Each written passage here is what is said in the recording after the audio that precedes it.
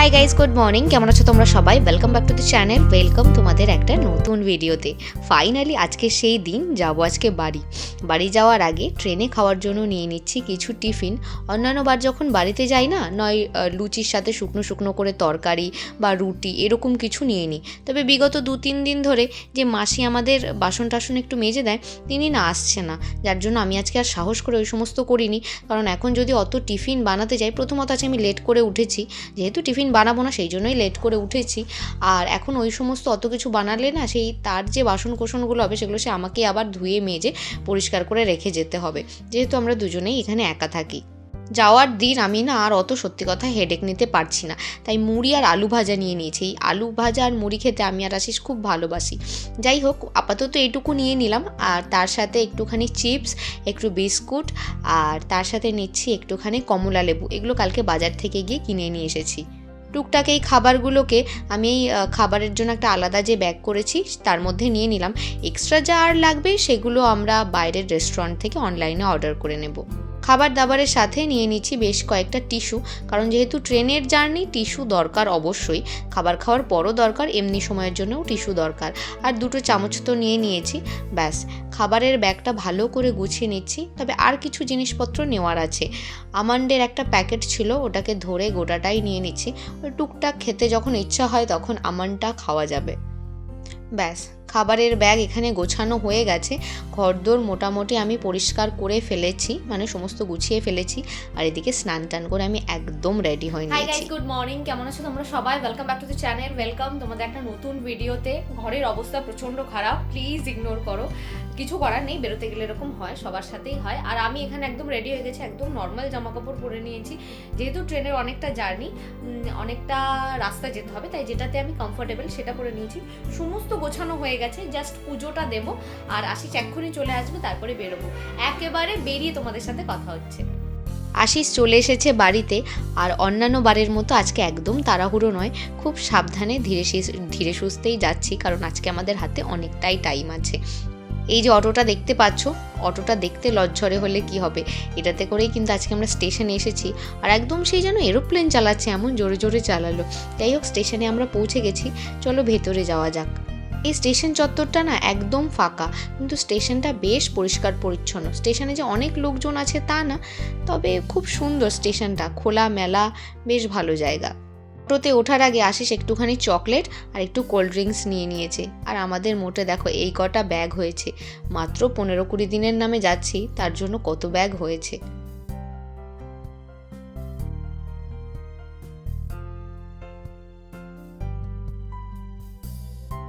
স্টেশনে এসে বসে রয়েছি আমরা, প্রায় 45 মিনিট মতো হতে চললো। কিন্তু আজকে আমাদের ট্রেন প্রচুর লেট, প্রায় 2 থেকে 2.5 ঘন্টা মতো ট্রেন লেট আছে। তাই এখনও আমাদের বেশ অনেকক্ষণ বসতে হবে।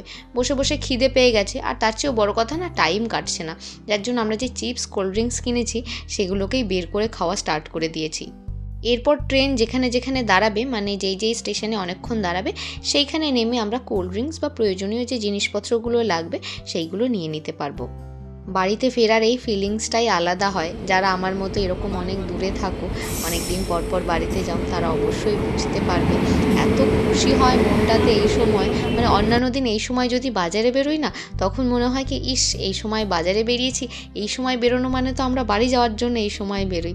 যাই হোক, দেখতে দেখতে ট্রেন এসে গেছে। জানো, পাক্কা 2.5 ঘন্টা লেট আজকে ট্রেনে আমরা উঠে পড়েছি। তবে আমরা এখন যেখানে বসে রয়েছি ওটা আমাদের সিট না, আমাদের সিট হচ্ছে সাইড আপার আর সাইড লোয়ার। যুদ্ধ করে উঠেছি, যুদ্ধ মানে মেনলি হচ্ছে আমাদের কোচটা অনেকটা এগিয়ে গেছিল, আর হচ্ছে আমরা অনেকটা পিছিয়ে গেছিলাম।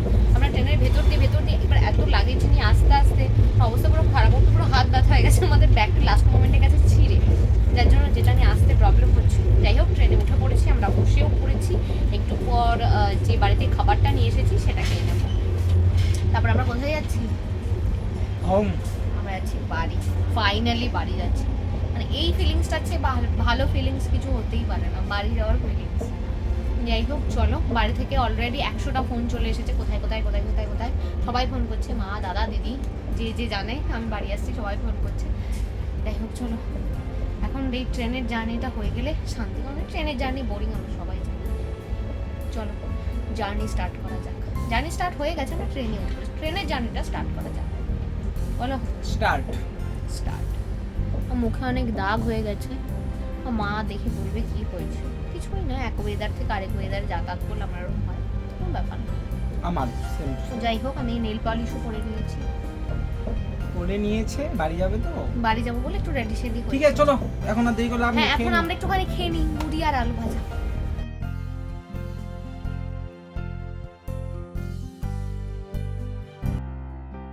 দুপুর পেরিয়ে এখন প্রায় বিকেল হতে চায়, আমাদের দুজনেরই না প্রচণ্ড খিদে পেয়ে গেছে। আজকে বাড়ি থেকে আসার সময় তেমন ভারী কিছু খেয়েও আসা হয়নি, ওই একটুখানি ম্যাগি, চা, বিস্কুট এই সমস্ত খাওয়া হয়েছে। দেখো মুড়িটা কত সুন্দর করে নিয়ে এসেছিলাম, একটুখানি খুলে গেছে। যাই হোক, চট করে আমরা এবার খাবারটা খেয়ে নিই। খাবার দাবার খেয়ে নিয়েছি আর আমরা আমাদের সিটে চলে এসেছি। আমাদের সাইড আপার আর লোয়ার আছে। আপারে আশিসই যাবে, কারণ অত ওপরে না আমার একদম ভালো লাগে না। যখন খুশি একটুখানি হাঁটাচলাও করা যায় না, সেই আবার নামো আবার ওঠো, এই জন্য আশিসই ওপরটাতে যায়। আর আশিস না ওপরে বেশ কমফোর্টেবল থাকে, ওই দেখো ও ওপরে উঠেও পড়েছে, আর একটু পর না ও ঘুমিয়েও যাবে। কিন্তু আমার কি প্রবলেম হয়, আমি ট্রেনে কোনো পরিস্থিতিতে ঘুমাতে পারি না। সারা রাত জার্নি করি, আমি সেই ভূতের মতো জেগেই থাকি। এত অস্বস্তি হয় তখন না, মানে আমি চাইছি ঘুমাতে, তাও আমার ঘুম আসছে না। আশিস উঠে গেছে ওপরে, আমি আমার দরকারি জিনিসপত্রগুলো খুব ভালো করে একদম আমার বেডে সাজিয়ে নিয়েছি। আর একটু একটু না ঠান্ডাও লাগছে, যদিও এসিটা অফই আছে, তবে ঠান্ডা লাগছে একটুখানি। স্টোলটা আমি এখানে একটুখানি গায়ে দিয়ে নিয়েছি, হালকা একটু ঠান্ডা তো লাগছেই। একটুখানি রেস্ট করি, তবে একটু রেস্ট করতে গিয়ে হালকা একটু চোখটা লেগে গেছিলো, তবে ঘুম না, একটু রেস্ট নিয়ে নিয়েছি। ইতিমধ্যে দেখি চা যাচ্ছে, আশিসকে বললাম তাহলে একটুখানি চা নিয়ে নিই। এখন প্রায় 5টা বাজে, বাইরে দেখো পুরো একদম পড়ন্ত বিকেল, পড়ন্ত দুপুর যাকে বলে, কত সুন্দর রোদ উঠেছে। দুজনে মিলে বসে এখন খাচ্ছি চা। এই টাইমটা না বেশ সুন্দর লাগছে, ট্রেন থেকে বাইরেটা দেখতে দেখতে যাচ্ছি, চা খেতে খেতে প্রচণ্ড ভালো লাগছে। ট্রেনে করে যাচ্ছি আর দুজনে মিলে প্ল্যান করতে করতে যাচ্ছি এক একটা দিনের। এই 20টা দিন আমাদের কাছে না মনে হয় এক একটা দিন 24 ঘন্টায় না, মনে হয় 12 ঘন্টায় শেষ হয়ে যায়। তাই আমরা ছুটিতে যাওয়ার আগে প্রত্যেকটা দিনের প্রত্যেকটা সিঙ্গেল দিনের আমরা প্ল্যান করে রাখি যে আজকে এই কাজটা করব, তারপরের দিন এটা করব, তারপরের দিন এখানে যাব ওখানে যাব। যাই হোক, এরপরে আমরা একটু রেস্ট নিয়ে নিয়েছিলাম। রেস্ট কি, আমি এই ফোন ঘাটাঘাটিই করছিলাম, আশিসও সেম। আর এটা চলে এসেছে আমাদের রাতের ডিনার। এখন ঘড়িতে বাজছে সন্ধ্যে 7টা মতো। সকাল সকালে আমরা ডিনারটা নিয়ে নিয়েছি, কারণ এর পরের স্টেশনে যদি ডিনার নিতে যেতাম তাহলে প্রায় 9টা সাড়ে 9টা বেজে যেত। আর যেহেতু দুপুরে আমরা খুব বেশি খাবার খাইনি, তাই ডিনারটা সকাল সকালেই নিয়ে নিয়েছি।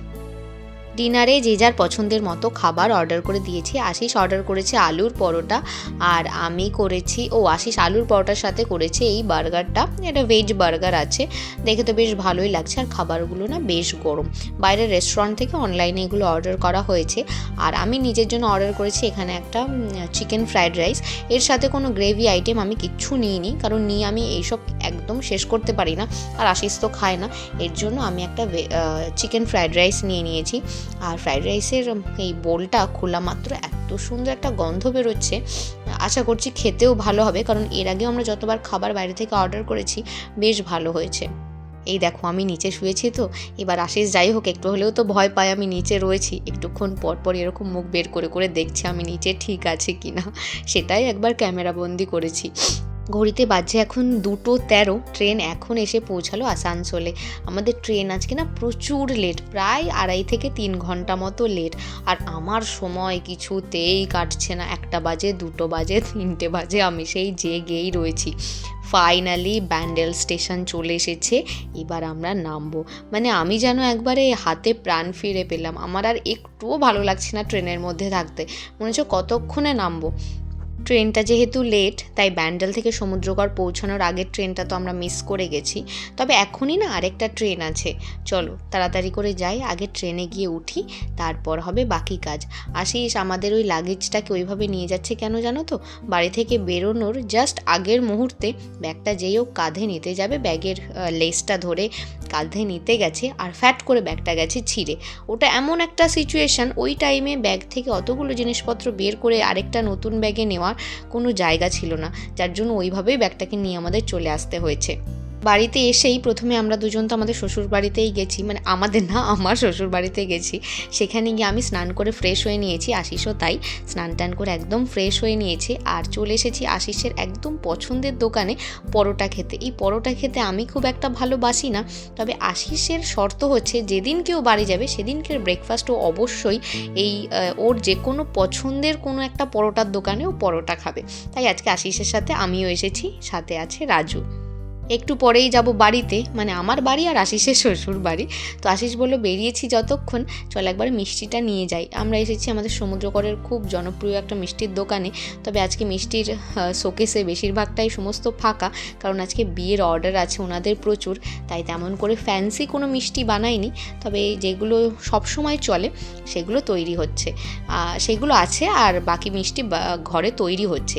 কিন্তু আমরা যেটার জন্য এসেছি সেটা তো অবশ্যই আছে, সেটা হচ্ছে গুড়ের রসগোল্লা। আশিস বলল গুড়ের রসগোল্লাই নিয়ে নিই, আর তার সাথে ওই সন্দেশ বা আর যেগুলো আছে সেগুলো অল্প করে নিয়ে নিচ্ছি। আমাদের বিহারে না গুড়ের রসগোল্লা বলো মানে অনেক দূরের কথা, এই সমস্ত কিচ্ছু পাওয়া যায় না, গুড়ই ঠিক করে পাওয়া যায় না, আবার রসগোল্লা। তাই আস্তে আস্তে ভাবছিলাম কতক্ষণে বাড়ি যাবো আর গুড়ের রসগোল্লা নেব। মিষ্টি টিষ্টি নিয়ে একদম ফ্রেশ হয়ে চলে এসেছি বাড়িতে। বাড়িতে এসেই তোমাদের আগে ঠাকুর ঘর না দেখালে কেমন হয়। আমাদের সিঁড়ি দিয়ে উঠেই প্রথমেই থাকে আমাদের এই ঠাকুর ঘর, যেখানে প্রথমে ঢুকে না আসলে মন একদম ভালো লাগে না। আর মা এখন দিচ্ছে সকালের নিত্য পুজো, তাই ভাবলাম সকালবেলা এসে প্রথমে আগে তোমাদের আমাদের ঠাকুর ঘরটা দেখিয়ে দিই। যেহেতু শীত পড়েছে, সমস্ত ঠাকুর গোপাল সবাই কিন্তু এখানে সোয়েটার টোয়েটার পরে সুন্দর রেডি হয়েছে। আর এই হচ্ছে আমাদের সবচেয়ে ছোট গোপাল। আশিস তো সকালে একদম বাইরে থেকে পরোটা খেয়েও এসেছে, কিন্তু মা আশিসকে তো একদমই ছাড়বে না। মা এখানে আশিসের জন্য বানাচ্ছে, আশিস তার সাথে আমাদের সবার জন্যই বানাচ্ছে হচ্ছে কড়াইশুঁটির কচুরি। আর এখানে কড়াইশুঁটির যে কচুরির যে পুরটা সেটাকে মা রেডি করছে। মা এখানে রান্না করছে আর আমি অ্যাজ ইউজুয়াল মার পাশে দাঁড়িয়ে বক বক বক বক বক বক করছি। এটা সবসময় হতে থাকে, ছোটোবেলা থেকেই মা রান্না করতো আর মার পাশে দাঁড়িয়ে দাঁড়িয়ে আমি গল্প করতাম। আর এখানে ময়দাটা মাখবে, আর দেখো মা কি বানিয়ে বানিয়ে রেখেছে শুধু দেখো। এটা হচ্ছে রসবড়া, যেটা খেতে আমি প্রচণ্ড ভালোবাসি। গোটা সংক্রান্তি গেল আমি কোনো পিঠে খাইনি, যার জন্য মা পিঠে বানাতে মানে কোনো কমতি রাখিনি, আগে থেকেই বানিয়ে রেখে দিয়েছে।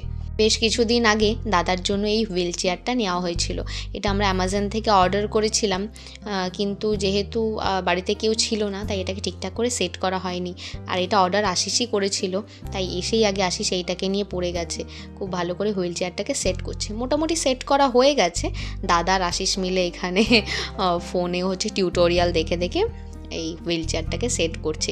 খুবই সুন্দর না এই হুইল চেয়ারটা, একদম ছোটোর মধ্যে, আর খুব ইজিলি না এটাকে চালানো যায়। যাই হোক, ওরা দুজন মিলে ওটা করুক। আর এখান থেকে তোমাদের দেখাই আমার মা নিচে কত সুন্দর গাঁদা গাছ লাগিয়েছে, দেখো উপর থেকে দেখতে প্রচণ্ড ভালো লাগছে।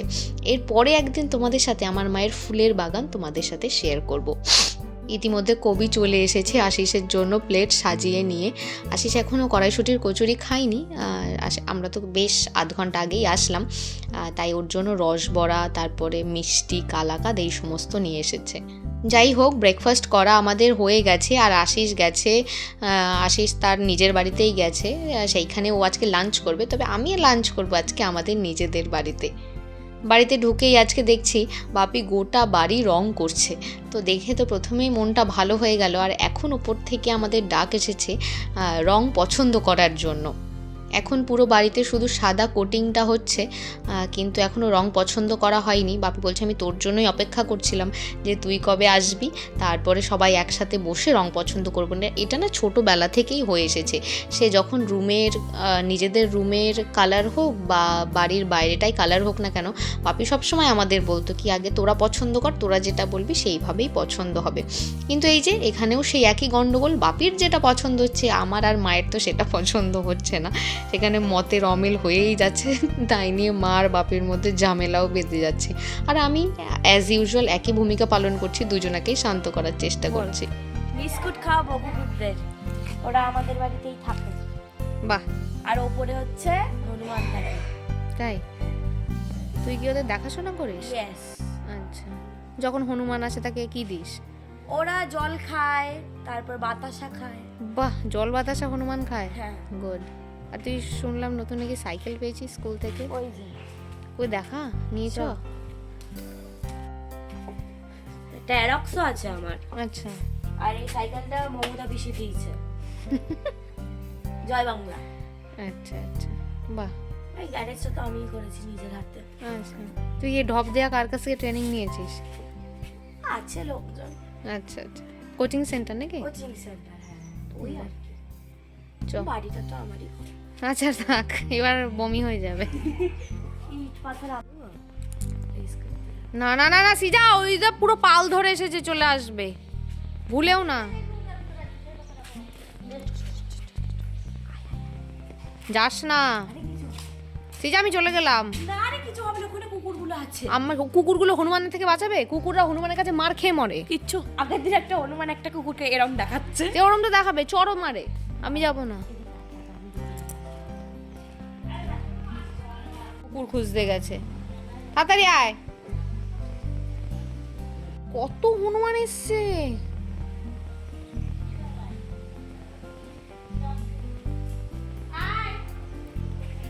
ওই দেখ, হলো।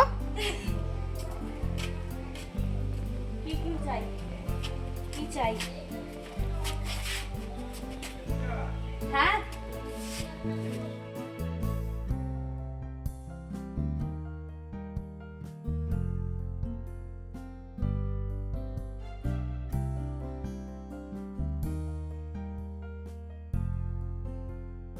লাঞ্চ মেনুতে আজকে হয়েছে পুরো একবারে মাছের মেলা। মাছ খেতে না আমি পার্সোনালি প্রচণ্ড ভালোবাসি ছোটোবেলা থেকে, যার জন্য আজকে আমি এসেছি বলে মা প্রচুর রকমের মাছ রান্না করেছে আর সমস্তটাই আমার পছন্দের। প্রথমেই ছিল বাটা মাছের ঝাল, আর এটা হচ্ছে চিংড়ি মাছ। আমি যেদিনকে আসার টিকিট কেটেছিলাম সেদিনকে বাপিকে ফোন করে জানিয়ে দিয়েছিলাম যে আমি কিন্তু বাড়ি গিয়েই চিংড়ি মাছ খাবো। ও দেখি বাপি আজকে নিয়েই চলে এসেছে। আর এটা হচ্ছে পালং শাক মাছের মাথা দিয়ে, আর তার সাথে আছে হচ্ছে রুই মাছ, ওই আলু দিয়ে ঝোল। তো কিছু দিয়ে আমি খাবো না, আমার মেন টার্গেট হচ্ছে চিংড়ি মাছটা। খাওয়া দাওয়া করে রেস্ট নিতে পারিনি, টোটো জেঠু চলে এসেছে। আমাদের এখানে হচ্ছে কৃষি মেলা, তবে আজকেই না শেষ দিন, আজকে না গেলে আর যাওয়া যাবে না। জানি আজকে সদ্য এসেছি, প্রচণ্ড টায়ার্ড, কিন্তু ওই সমস্ত কিছু মনেই হচ্ছে না। তাই আমি আশিস, অজিত আর সৃজা আর তার সাথে আছে দাদা সামনে বসেছে, সবাই মিলে আজকে যাচ্ছি কৃষি মেলাতে। এই সময়টা চারদিকে বিভিন্ন ধরনের মেলা হয়। আমাদের সমুদ্রগড়েও না একটা মেলা শেষ হয়, একটা শুরু হয়। ওই যে রাস্তায় যেতে যেতে একটা দেখলে, ওটা হচ্ছে বঙ্গভূমির মেলা। চলে এসেছি আমরা কৃষি মেলাতে, একটু সকাল সকাল করে আসলাম, তাহলে দাদাকে নিয়ে ওই হুইল চেয়ারটা নিয়ে মেলার ভেতরে ঢুকতে পারবো, আর দাদা সমস্ত কিছু দেখতেও পারবে। এসেই দেখছি না এবার কৃষি মেলাতে একটা পেট শপের স্টল বসেছে। সৃজা তো দেখে ওটা প্রচণ্ড খুশি, কারণ ও আমার থেকে বেশি পেট লাভার। চলো একবার ওই দোকানটাতে গিয়ে দেখে আসি কি আছে। প্রচুর বড় হয় আমাদের এই কৃষি মেলাটা, তবে রাস্তার দু সাইডে হয়। এটা হচ্ছে একটা পার্ট, এই পার্টটা ঘোরা হয়ে গেলে আমরা রাস্তার অপোজিট পার্টে যে মেলাটা হচ্ছে সেইখানে যাব। ওই যে বললাম দেখো, এসেই একটা পাক বেবিকে কোলে নিয়েছে। ও কি নাছোড়বান্দা, এটাকে ছেড়ে ও কিছুতেই বাড়ি আসবে না। আর আমাদের খুব সত্যি কথা বলতে সবার বাড়ির তো সব রকম একরকম সব কিছু একরকম হয় না। আমাদের বাড়িতে যেহেতু ঠাকুর মন্দির আছে, এটা আমার বাবার কথা, উনি কোনোদিনও বাড়িতে সেইভাবে পেট অ্যালাউ করবে না ঘরের ভেতর। উনিও পেট লাভার, কিন্তু ঘরের ভেতর কখনোই অ্যালাউ করবে না। আর ও এটাকে না নিয়ে কিছুতেই আসবে না। অনেক বুঝিয়ে শুনিয়ে ওকে বের করেছি দোকান থেকে। বাকি যে স্টলগুলো আছে সেগুলোতে ঘুরছি। কে দেখে বলবে বলো তো এটা শোলা দিয়ে তৈরি? আমি তো প্রথমে ভেবেছিলাম যে পাথরের কিছু হবে, ওনাকে জিজ্ঞেস করাতে উনি বললেন শোলা দিয়ে তৈরি, দামও আছে বেশ ভালো। এত দাম কেন জিজ্ঞেস করায় উনি বললেন যে শোলার এত সূক্ষ্ম কাজ তো, এগুলো করতে বেশ অনেক দিন টাইম লাগে, যার জন্য এত দাম। প্রচণ্ড সুন্দর দেখতে, বিভিন্ন জুটের জিনিসপত্র এই দোকানটাতে রয়েছে, ওয়াল হ্যাঙ্গিং থেকে শুরু করে সমস্ত। আর এখানে দেখো সুতো দিয়ে দিয়ে কত সুন্দর পুতুল তৈরি করেছে। যেহেতু এই মেলাটা অনেক বড়, একটু দুপুর আসলেই না বেশ ভালো করে ঘুরে দিনের আলোতে দেখা যায়, কারণ রাত হয়ে গেলে এই মিডল পোর্শনে যে দোকানগুলো আছে সেগুলোর বেশিরভাগগুলোই ভালো করে এক্সপ্লোর করা যায় না। মেলায় ঘুরতে ঘুরতে তো শুধু মুখে ঘোরা যায় না, এই ঘটি গরমের সাথে দেখা হয়ে গেছে। আর আমার দাদা ঘটি গরম খেতে খুব ভালোবাসে, তাই আসি সেখানে দাদার জন্য ঘটি গরম কিনছে। তবে মেলা থেকে বিশেষ কিছু আজকে আমরা খাবো না, কারণ একটু পরে আমরা আবার যাব হচ্ছে বিয়ে বাড়িতে। ছোটোবেলায় আমাদের বাড়ির সামনে দিয়ে প্রতিদিন বিকেলবেলা হলে একজন ঘটি গরমওয়ালা যেতেন, আর তার কাছ থেকে আমরা প্রতিদিন ঘটি গরম খেতাম। এখন চারিপাশ অনেক উন্নত হয়েছে, খাবার দাবারের কোয়ালিটি ভ্যারাইটি অনেক বেড়ে গেছে, কিন্তু এই সমস্ত খাবার যেন কোথাও হারিয়ে গেছে। চট করে কিন্তু রাস্তায় এগুলো এখন আর পাওয়া যায় না, এই মেলা টেলাতে আসলেই এগুলো দেখা যায়। তাই এটাকে মিস করার তো কোনো কারণই নেই। এই ভিডিওটা একেতেই অনেকটা বড় হয়ে গেছে, মেলার যে সেকেন্ড পার্টটা সেটা আমি নেক্সট ভিডিওতে দিয়ে দেবো। ভিডিওটা কেমন লাগলো জানি।